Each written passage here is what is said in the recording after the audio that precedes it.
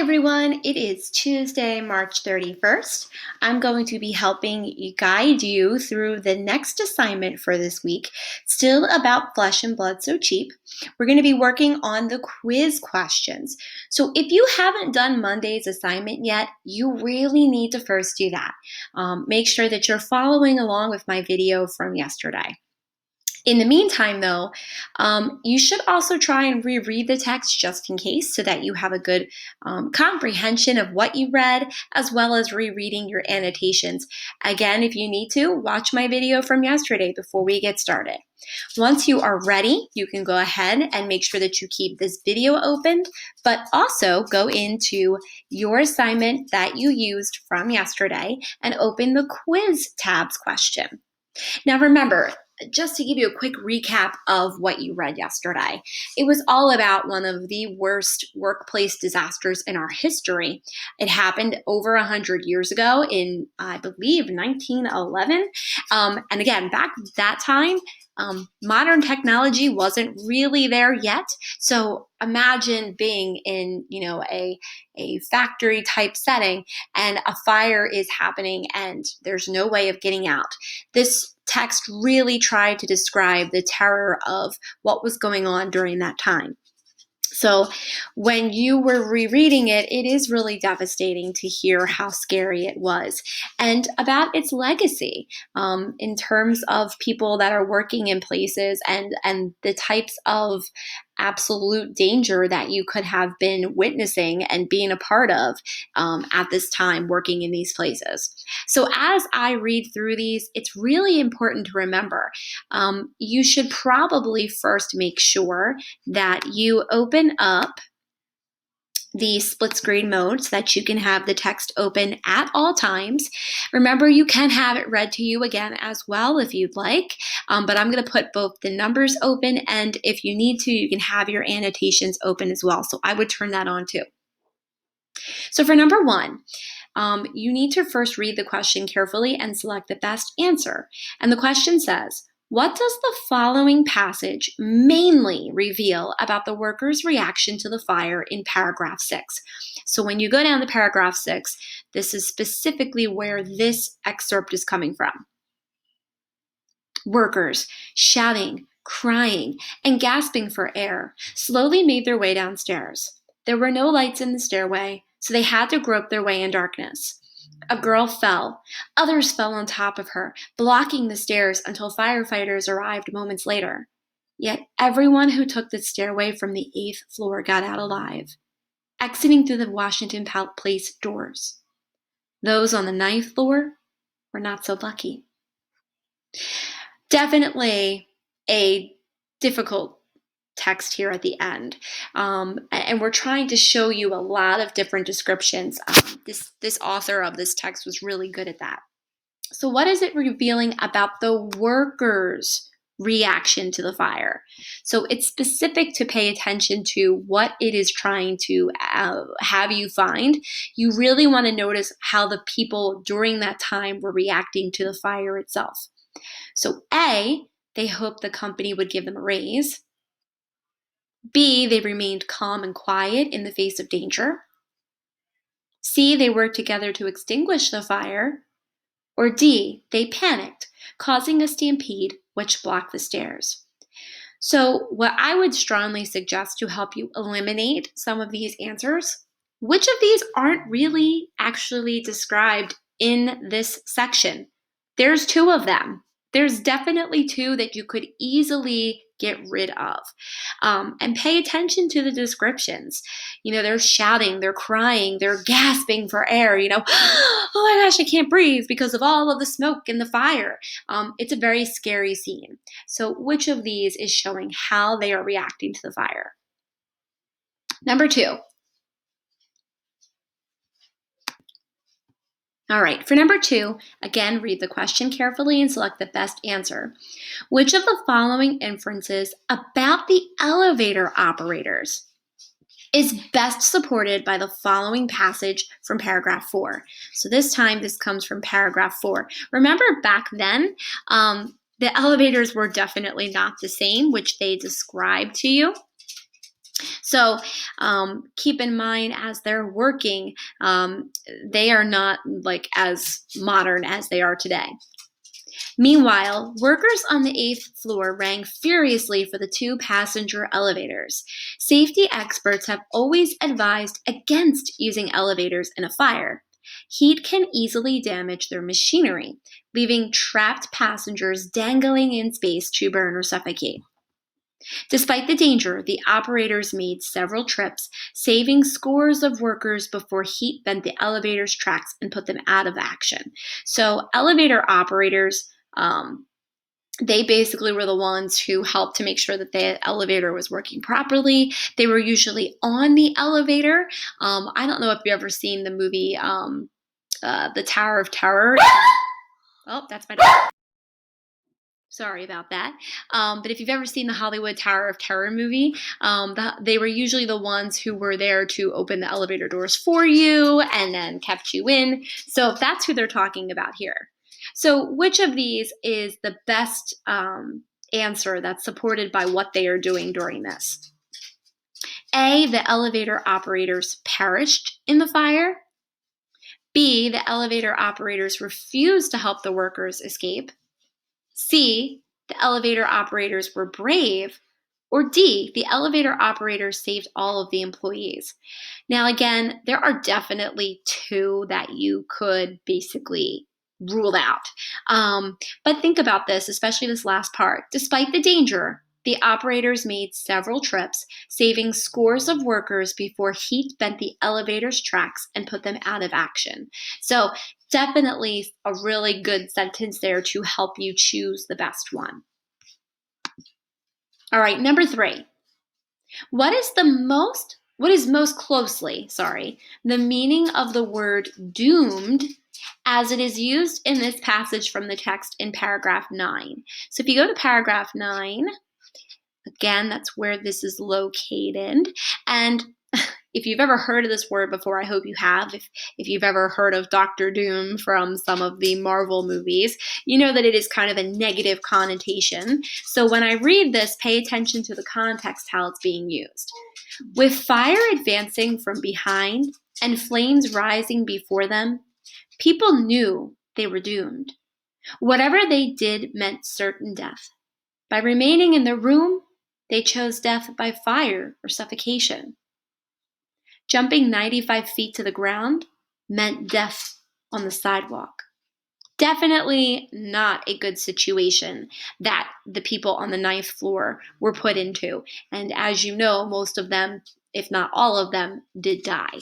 So when you read this, it is definitely a difficult part of the text to read.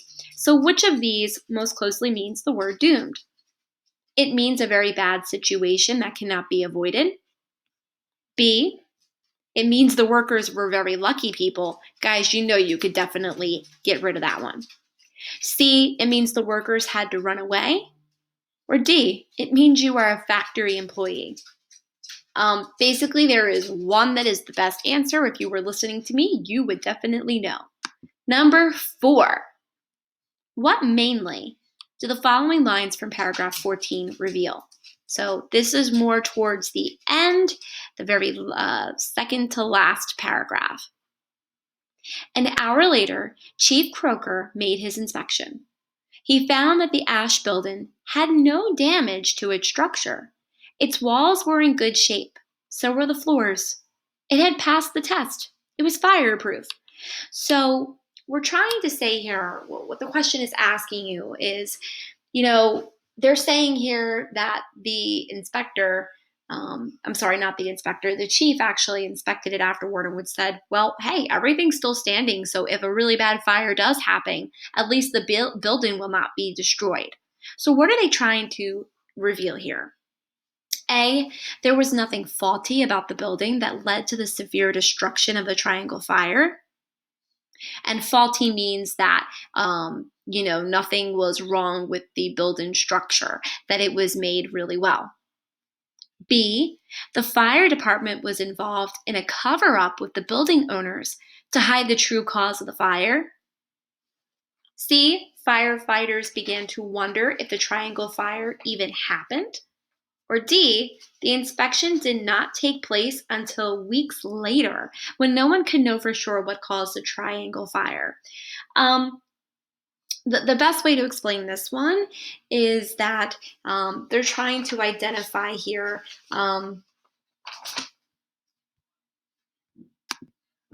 that the chief was basically saying that the building was not to blame for the fire. So that's really what we're trying to identify. Which of these would show that? All right, on to question number 5. Which statement about the Triangle Fire victims is best supported by the excerpt? So, again, the victims are the people who died, which we know 146 people died after this event happened. So, is it that they were probably responsible for starting the fire? B, many of the girls chose to jump from the windows? C, the victims were ignored by the media since fires were common during this time? Or D, many of them continued working even after the building was engulfed by flames? If you notice, there was one particular answer here that was actually talked about, which means that the rest of the answers are more inferences or not true at all. So if you notice, the text definitely spent a considerable amount of time describing certain victims who went through some of these terrible things. And so it's important to note who they really talked about a lot, to give you a little hint with that. All right, number 6. Which sentence from the text best supports the answer to question number 5? So depending on which one you chose, you want to make sure that it best matches that. And again, key word. Remember, you're talking about the victims here. There was a lot of talk about the victims of the 9th floor, especially from, I'd say, about paragraphs 9 through 12, that you'll be able to really know what the answer is then. So number 6, I'm going to read the answers that you have to choose from. Officers, fearing their men would be struck by falling bodies, ordered the nets removed. B, we will never know for sure what started the Triangle Fire. C, the Triangle Fire was New York's worst workplace disaster up to that time. Or D, yet nothing they did could save those at the windows. Number 7, which of these inferences is best supported by the text? So this time we are looking for inferences. It's important to remember that inferences are like the best guesses we could get from this text. A, the factory owners probably set the fire to collect the insurance money. Let me break this down for you.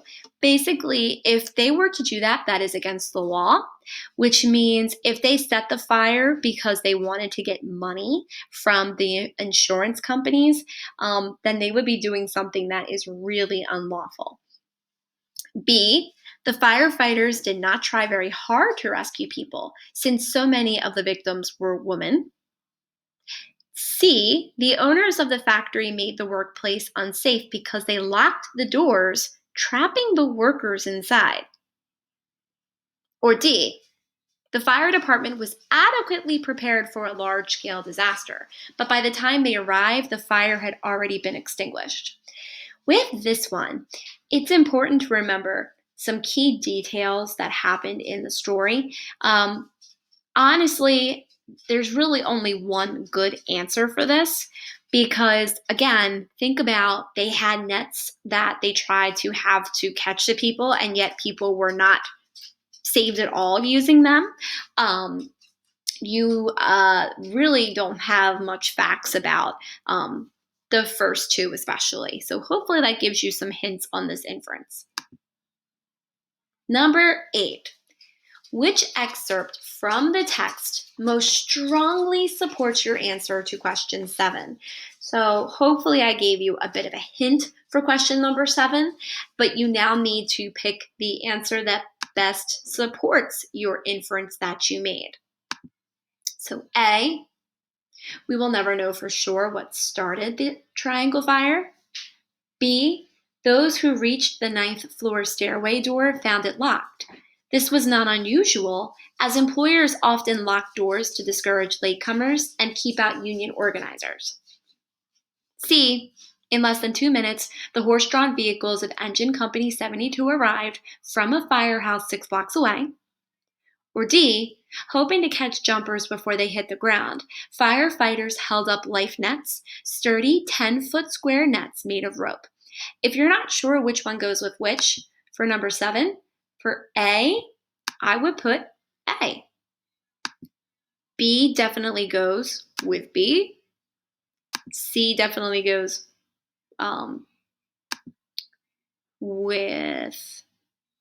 C goes with B on this one. B goes with C here. And then for D, they were adequately prepared. That would be this one. So it's just, I know that these are really tough questions to answer, but again, hopefully you're paying attention to what you chose for 7 first. All right, number 9. As you noticed in this text, a lot of it was actually written with description and sequence of events. So you're going to order these events chronologically as they occurred. You're going to drag and drop them into each section. So you have workers jump out of the building and bounce off rescue nets. 9th floor workers discover their staircase blocked.